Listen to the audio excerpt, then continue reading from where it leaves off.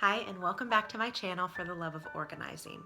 I'm Laura, and I share my tips on creating an inspired home and life you'll love with budget-friendly finds. In today's video, I was invited by Tori of Home Staging by Tori to participate in an organizing collab.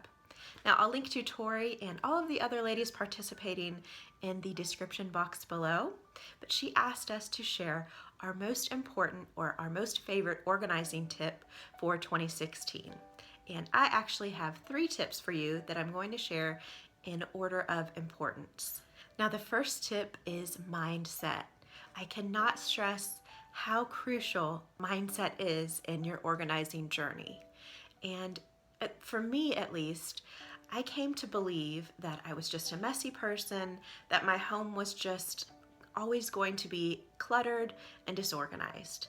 And if that sounds like something that you have come to believe about yourself, I want you to instead know that you can and you will make a positive change this year for your home and for your family. Living in the midst of too much clutter, or just not feeling that you can open the door when a neighbor stops by, it really does affect the way we see ourselves and feel about ourselves, and it affects everyone in the family. So stop believing those lies that you can't change, and instead practice self-love and know that you can and you will make a change this year. It all comes down to the right approach, and that starts with your thought life. And it moves right into my second tip, which is decluttering. This is something that I've covered pretty extensively, both here on my channel and on my other channel from a few years ago, which I'll link to below. In that video, I shared my extreme decluttering journey as our family was preparing for a huge downsize and a 3-month cross-country trip in a pop-up camper. So you can imagine going from a 2-story suburban home to a super tiny pop-up camper was the ultimate exercise in decluttering. And it had such an impact on my life, I can't even begin to tell you. I truly believe that's where the change, the shift finally occurred for me, where I realized I can do this. I can change our home, I can change our life, I can change our routine, and it all comes down to mindset, as I mentioned, and living in a state of decluttering. There are many different methods for decluttering. One that's been more popular recently is the KonMari method. I'll link to other resources below, and of course we'll be covering my approach to decluttering more this year, since it's something that so many of you are interested in. For me personally, I actually started my decluttering journey in my kitchen, not my bedroom closet. And I felt that the kitchen was an easier place for me because I had less sentimental attachments to many of the items, and it was more easy to identify duplicates and items that were worn or needed to be donated or tossed. Then I moved to the coat closet, just another space where you've got shoes and jackets and miscellaneous items. You can easily identify what would have a better home elsewhere, what shoes need to be stored away or donated, and if there is a process that you can adopt to create a more presentable and harmonious space there as well. Now, I could go on, but just wanted to share that decluttering is a game changer. It's everything, because you'll have less stuff, less clutter to deal with, so you're going to free up more of your time and energy to maintaining your home. And then you have more time for self-care, volunteering in the community, taking care of your family and your partner.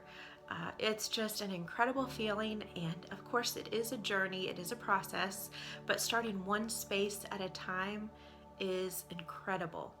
And at this point, we did an extreme decluttering in 2013, as I mentioned, and then moved into our new home about five months ago.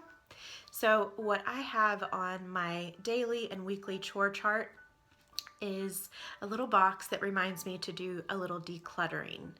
Since we did a major declutter, I don't have to do huge overhauls, but it's important to just note that decluttering is a part of my weekly and ideally my daily routine, and it just takes me a few minutes now. So that's something to look forward to after you've done the extreme decluttering, one area at a time in your home. Then decluttering can just be something on your daily or weekly to-do list that will take you 10 or 15 minutes. This leads me into my third tip, which is to establish a routine. Now, I use the Happy Planner, and I purchased the home organizing edition. I think it was around $10. One of the reasons I love it is it doesn't limit you to a certain set of chores for a certain day. Instead, you have just overall household chores and a look at your whole week, so you can put the check mark next to the day that works with your schedule. The other thing about a schedule is it gives you a level of security and comfort.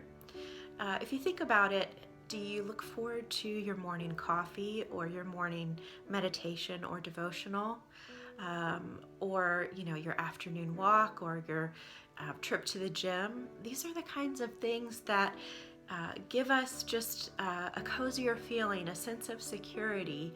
They put some comfort into the day, and they're acts of love that we can do for ourselves and for others. So the same can be said for creating a routine in your home. Part of my routine, this is just something that works for me, every morning after I've gotten ready for the day, the first thing I do is straighten up my kitchen. That usually means unloading the dishwasher, giving the kitchen counters just a fresh wipe down, and then I treat myself to a cup of coffee. So the coffee is just a little mini reward that I give myself for resetting my kitchen. And the kitchen is a place that I return to for water or a snack later in the day, and it always greets me with just a great feeling because I've taken care of it and it only takes a few minutes. That's just one example of creating a routine. So these are just 3 tips. I hope they were helpful.